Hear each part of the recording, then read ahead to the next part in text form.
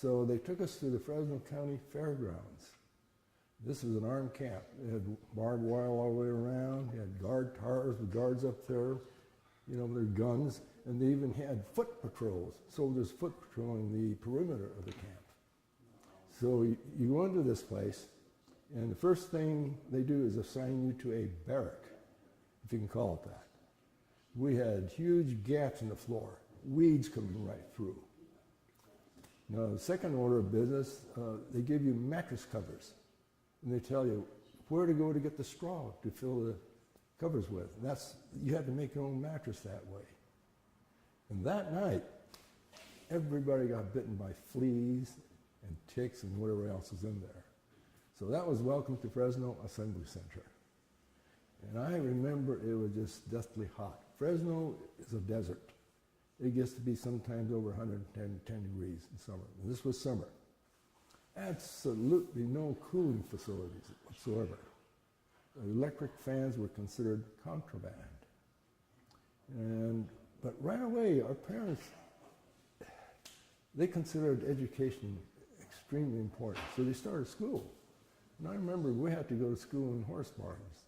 And I sat on bales of hay for my chair. But I'll tell you, I still remember how hot it was. There's no way to cool off. And one time I was playing catch baseball. And we were wanting to stay away from the fence, but somehow accidentally went with the fence. Now I had a problem here, how to get that ball. So I knew I wasn't supposed to go out there, so I waited until the soldier came by on foot. I asked him to get the ball from me, he refused. So like a stupid kid, I says, well, can I climb the fence and go get it? He told me, back away or he'll shoot me. I never got the ball back. And How then, long were you there? We were there probably 3 to 4 months, a very short time. These assembly centers weren't meant to be permanent camps or anything, just very temporary. That's why they didn't put any effort into building anything decent. Now, we had barracks. Some of the camps were different. They were in horse stables. They kicked the horses out and put the people in. So when you left there, did you leave by train to Yes. come here? Or? We left by train, if you can call it. They were rickety old trains. You put the blinds down as everything else. And then it was a sad moment because as we were pulling out slowly, we could see our home disappear. But the first stop was in the desert. They let us out, stretch our legs. You know, everybody got off on one side. The Japanese immigrants began their journey to the United States in search of peace and prosperity. They came because they wanted to leave the harsh working conditions and wanted a chance to provide a better lifestyle for their children and a better future.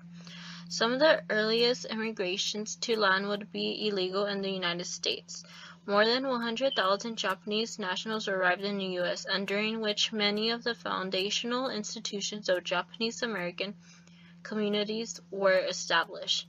These newcomers at first found much of their employment in labor, working the farms, mines, canneries, and railroads of the American West, sometimes becoming active in the labor. Japanese were classified at the time into two categories. The first was Isen, the first-generation Japanese American immigrants born in Japan who were incapable of becoming Americans due to the 1790 Naturalization Act. The second was Nisen, second-generation immigrants born in the United States, did have American citizenship. Nisa were better able to integrate into American society because it was hard to legally discriminate against Nisa as they were American citizens. Nisa were also better culturally integrated and had more education. At the time, the most popular destinations for them were Hawaii, Alaska, and America's Pacific coast. Most of the Japanese immigrants were put to work in chopping and welding sugar cane on vast plantations, many of which were far larger than in a single village in Japan. For the first immigrants, farm labor was a common choice, but they could also be found in lumbering mills and mining camps and sometimes establishing general stores, restaurants, and small hotels. One thing the Japanese faced was the gentleman's argument in 1907. In San Francisco, the local school board put all Chinese, Japanese, and Korean children into special Asian schools. The San Francisco School Board justified segregation as a measure to save white children from being affected by association with students of the Mongolian race. This led to anti-American riots in Japan. President Theodore Roosevelt wanted to calm the growing tension between the two countries over the immigration of Japanese workers. Under the gentleman's argument, Japan's government agreed to limit immigrants to the USA in exchange to the repeal of the San Francisco Segregation Order. This agreement led to a steady increase in the Japanese American population over the next decade and a half because it allowed wives and children to enter. Executive Order 9066 was a U.S. presidential executive order signed and issued during World War II by President Franklin D. Roosevelt on February 19, 1942. This was passed 10 weeks after Pearl Harbor happened on December 7, 1941. This authorized the Army to evacuate any persons they considered to be a threat to national security. This was used to imprison Japanese American citizens. As a result, over 120,000 Japanese people were forced to relocate to one of 10 different internment camps. Executive Order 9066. Gordon Hirabachi initially obeyed Executive Order 9066, but after cutting a study session short to avoid violating the curfew, he questioned why he was being singled out in a way his white classmates were not. He considered the curfew to be a violation of his Fifth Amendment rights. For defying Executive Order 9066 by missing curfew and failing to report to an internment camp, Hirabachi was arrested and convicted in 1942. He ended up in jail for 2 years and did not win his case when it appeared before the Supreme Court. The High Court argued that the executive order was not discriminatory because of the military necessity. This was argued on May 9th and 10th in 1943. This was decided on January 21st, 1943. Gordon Hirabachi initially. In 1942, President Franklin D. Roosevelt signed a law that forced removal of all Japanese Americans that were in the West Coast. After decades of this, the Japanese Americans set to resolve the injustices that happened during World War II.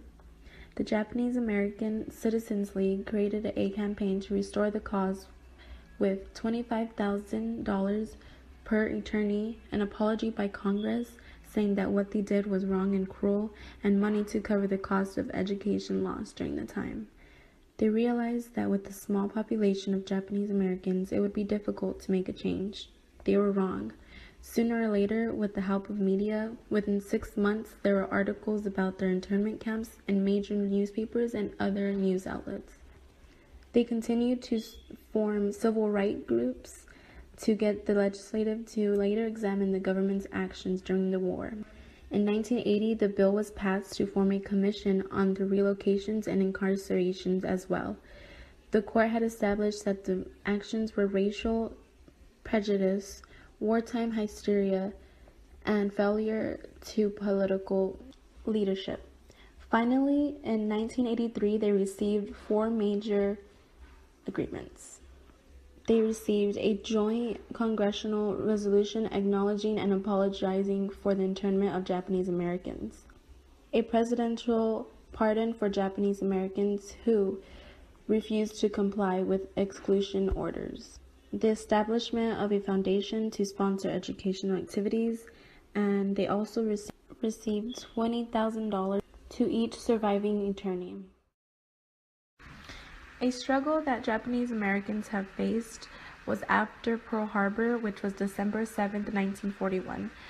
The American Pacific Fleet that was near Pearl Harbor in Hawaii was hit by hundreds of Japanese warplanes. Japan wanted to destroy America's navy to be able to conquer into the Dutch East Indies and Malaya for oil and rubber. Over 2,000 American civilians were dead and more than 10 ships were destroyed. Nothing like this had ever happened to the United States. After the attack, the Americans thought way differently about the Japanese Americans, which led to President Roosevelt signing Executive Order 9066. After he signed this, more than 110,000 Japanese Americans that lived along the West Coast were put into internment camps. They were named as aliens, and they did not have full participation in an economic or civic life for decades. They could not.